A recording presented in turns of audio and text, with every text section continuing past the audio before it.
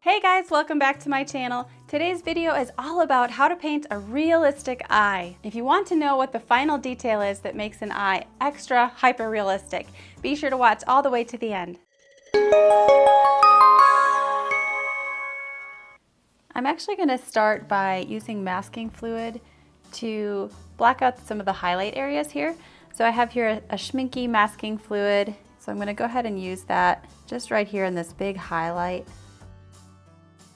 While this is drying, I can paint the skin tone around the eye. Just make sure that when you're painting with masking fluid that you make sure the masking fluid's completely dry before you paint anywhere close to that. So I'm just going to paint around it. And I'll start with just the basic skin tones. We're going to build it up in layers. We'll start by wetting the paper first. You want your paper to be glossy wet, but not sopping wet. So while the paper is wet, I can drop in my first wash of color. I'm using some watered down burnt sienna mixed with a little bit of yellow ochre. And I'm mixing up a watery, not too pigmented mixture of that on my palette right now. Remember that it will dry lighter than when you apply it. And if you have too much water on your brush, you can always dab it on your towel or paper towel.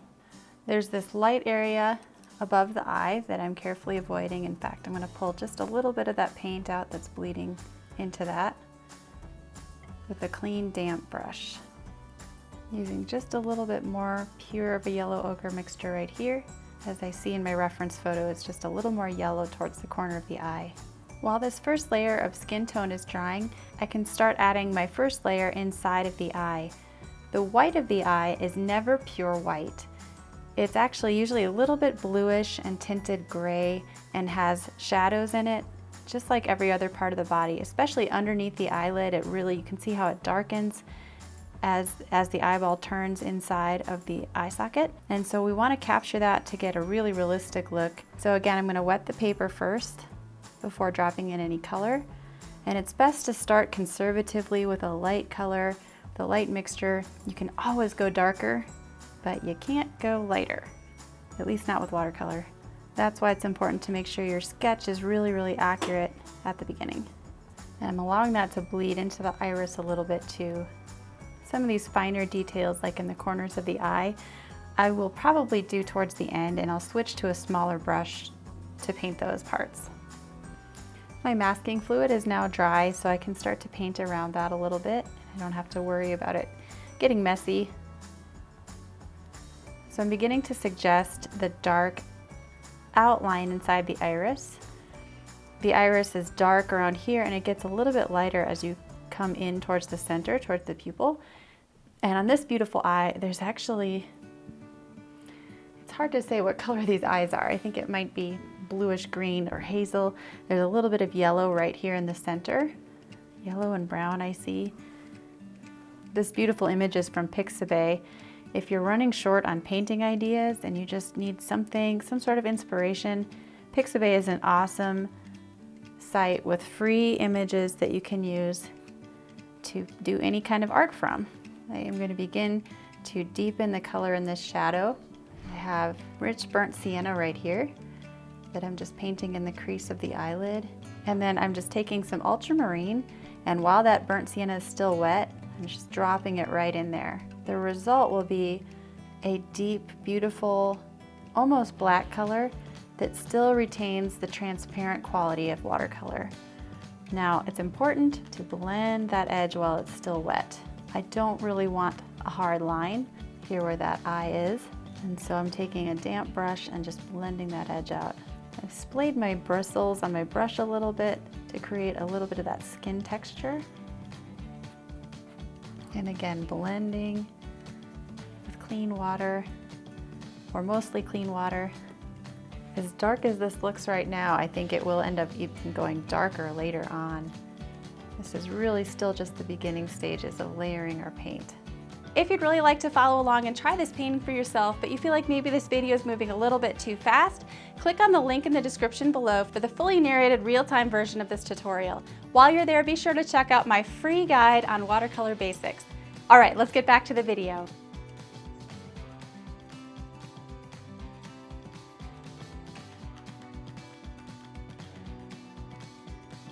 I was immediately drawn to this image. And I think I liked it because it's a little bit older woman, you can tell. And she's not using too much makeup. It's really simple. There seems to be a lot of wisdom in these eyes. Wow, you can really start to see it's beginning to look really 3D as we continue to darken those shadows. Using some burnt umber in the shadow now. I'm gonna add some more to the crease here. And I'm leaving the tiniest of skin texture creases here in the corner of this eye. And I think I'm probably gonna have to switch to a smaller brush here pretty soon. I'm roughening up this edge just slightly. This is the edge where the eyelashes are forming from. So once I add those, it will look a little more natural, of course. I'm actually using a little bit of Moon Glow in the corner of the eye here, just beneath the eyebrow. It's got this purplish hue to it, of course, so it's a nice neutral shadow color for skin tones.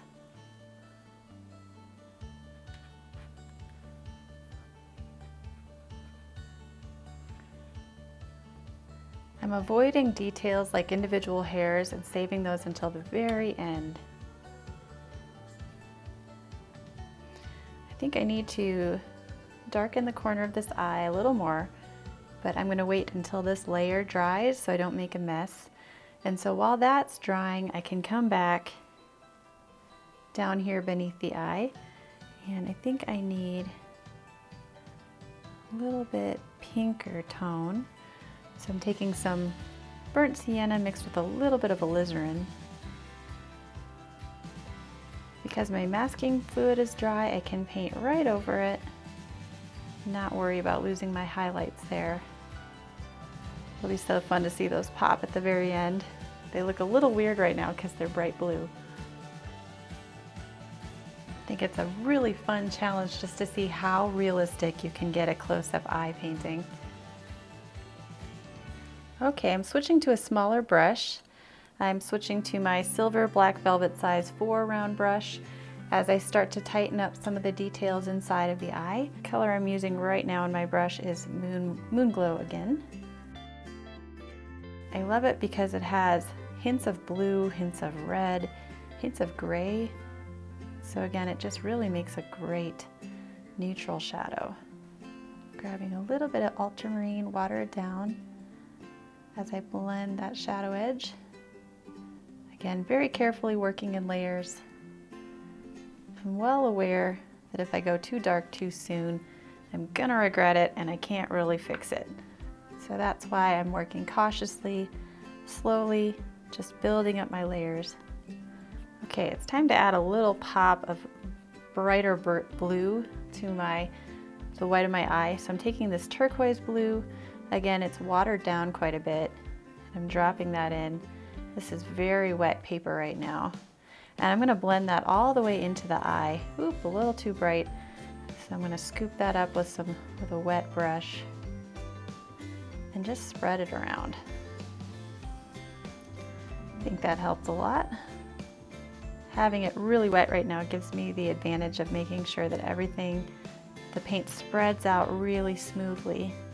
Certainly don't want any hard edges inside of the white of the eye.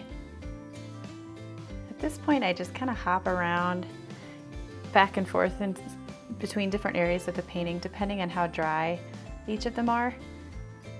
Like right now, the white of the eye is too wet for me to really work on anymore at this point. So I will come back and add more details once that's drier. I'm doing this kind of streaky side-to-side brush stroke here. There are tiny, tiny little wrinkles on the inside of this eye. So I want to do my best to suggest that without overly complicating them by painting every single one. Adding a little more shadow tone using Moon Glow and Burnt Umber right here beneath the eyebrow. Being brave here and adding some rich ultramarine to this shadow under the eye.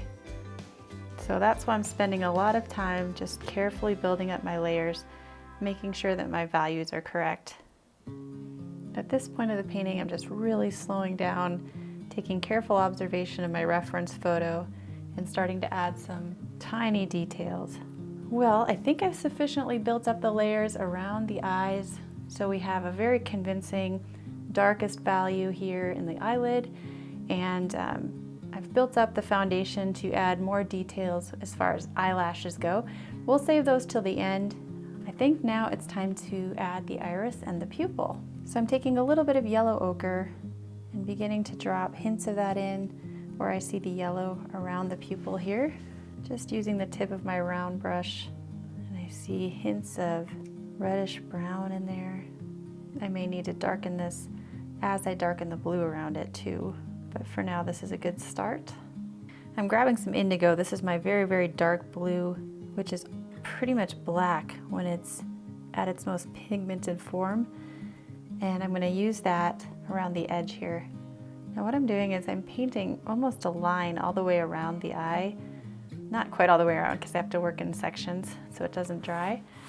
And I'm going to turn my painting so I have better access to that edge. And I'm just going to pull that paint, splay my brush, and pull that paint in towards the eye. It's not quite as dark on this side. I'm going to take a clean, small brush and just blend a little bit so that my edge is not quite so hard. Just again taking the tips, the very finest bristles of this little size 4 brush and pulling the paint towards the iris, or sorry, towards the pupil. There is a highlight right here, and I'm going to be careful to leave that. There are a couple of little eyelash shadows that go over the top of it, but the rest of that is going to be left. Okay, I'm removing some of the paint from my brush, watering it down a little bit, and I'm going to start to add a light wash of indigo over the top of what I just painted. Switch back to my clean small brush here, and I'm going to smooth out my edges again. It's looking really cool. Okay, I'm going to take a little bit of turquoise blue, that's my brilliant blue right here, and I'm going to start dropping hints of that in to the iris. I'm not completely painting it, I'm still using a very teeny tiny quick brush stroke at the very tip of my brush, leaving little bits of paper that are not painted. I think that's adding some really interesting texture. I'm going to take my tiny brush here. This is my Escoda size 2 round brush. It's a synthetic brush, and I'm going to just darken some of these hints of hazel brown in the center. I really want those to show up. It's part of what makes this eye so beautiful. And now it's time to add the pupil. I'm taking just straight lamp black and painting in that dark pupil. And wow, that looks really cool. This edge got a little bit hard, and so I'm just taking a clean damp brush, scrubbing that out gently. And now I'm going to remove the masking fluid in the corner of the eye here. The paint is dry, so I can do that. And now that I've removed the masking fluid here in the corner of the eye, I can see that my highlights are just a little bit too fat. So I can take a little bit of paint and refine those edges with my tiny, tiny brush. Now that the iris is dry and the pupil is dry, I can remove the masking fluid that's covering up my highlight. I know you were all waiting for that. And again, I need to add some shadows inside of that highlight. There's the shadow of the eyelashes, and soften up the edge a little bit, but then that'll be done. Okay, it's time to add the eyelashes and the eyebrow. Again, I'm just going to use my tiniest brush, and we'll pretty much be using lamp black .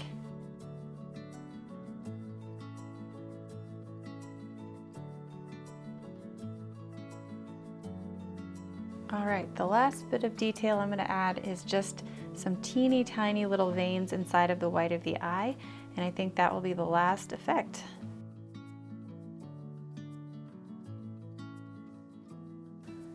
And there we go. If you enjoyed today's video, hit that like button, subscribe if you're new here, and turn on notifications so you never miss any new videos. I'll be posting every Tuesday, Thursday, and Saturday. Thank you so much for watching.